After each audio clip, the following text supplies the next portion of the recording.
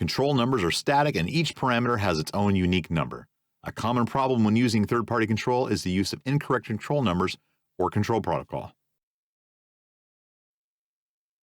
SymNet Remote Terminal is a helpful application to use when there are communication problems between a third-party control system and Symetrix hardware. Remote Terminal is installed separately from the ZoneMix 761 and Jupyter software and is not added to your Start menu in Windows.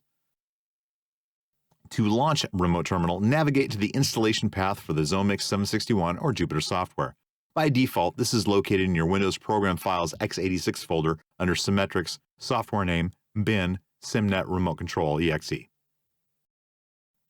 Sending control commands to a DSP from SymNet Remote Terminal is a quick way to determine if the communication problem is with the DSP. If the DSP responds properly to SymNet Remote Terminal, the problem is either with the control system or the network connection.